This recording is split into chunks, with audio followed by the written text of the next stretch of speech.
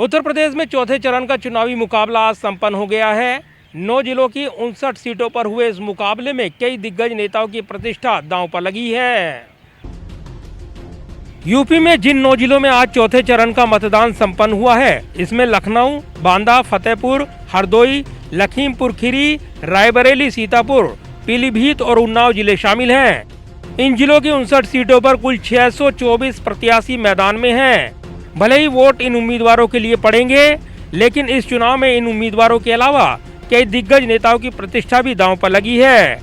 चौथे चरण में कुल 2.13 करोड़ मतदाता 624 उम्मीदवारों की किस्मत का फैसला करेंगे। मतदाताओं में 1.14 करोड़ पुरुष और 99 लाख महिला हैं। इस बार उम्मीदवारों में 91 महिलाएं भी अपनी किस्मत आजमा रही हैं। यूपी के चौथे चरण के इस मुकाबले में उम्मीदवारों के साथ दिग्गज नेताओं की प्रतिष्ठा भी दांव पर लगी है। रक्षा मंत्री राजनाथ सिंह लखनऊ से सांसद भी हैं। ऐसे में लखनऊ की सभी 9 सीटों के अलावा आसपास यानी रायबरेली और सीतापुर की सीटों को भी जीतने का दबाव रहेगा। यही कारण है कि रक्षा मंत्री पिछले 2 महीने में करीब 15 दिन लखनऊ और आसपास के जिलों में जनसभाएं कर चुके हैं। इसके अलावा केंद्रीय मंत्री स्मृति ईरानी अमेठी से सांसद हैं, लेकिन अमेठी से सटे रायबरेली में भी उनकी काफी हनक है। राहुल गांधी को अमेठी से हराने के बाद स्मृति ईरानी की जिम्मेदारियां बढ़ गई हैं। ऐसे में रायबरेली की सभी 5 सीटों पर बीजेपी की जीत स्मृति ईरानी की छवि को और मजबूत बना सकती है। केंद्रीय राज्य मंत्री साध्वी निरंजन ज्योति फतेहपुर से सांसद भी हैं। साध्वी पर फतेहपुर की सभी सीटों को जितवाने का दबाव तो है ही, साथ में बांदा की सीटों की जिम्मेदारी भी साध्वी पर है। साध्वी निरंजन ज्योति हमीरपुर की रहने वाली हैं। ऐसे में उसका असर बांदा में भी काफी देखने को मिलता है। इसके अलावा केंद्रीय गृह राज्य मंत्री अजय मिश्र टेनी लखीमपुर खीरी से सांसद हैं।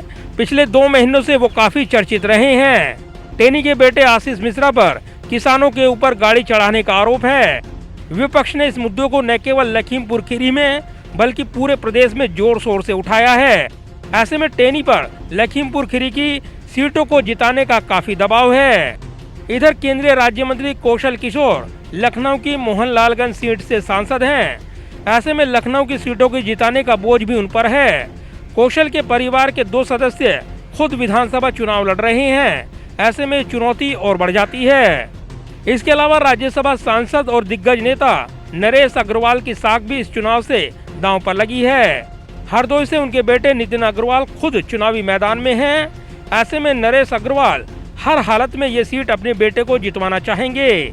साल 2017 में समाजवादी पार्टी के टिकट पर जीत हासिल करने वाले नितिन अग्रवाल इस बार बीजेपी के टिकट पर चुनाव लड़ रहे हैं।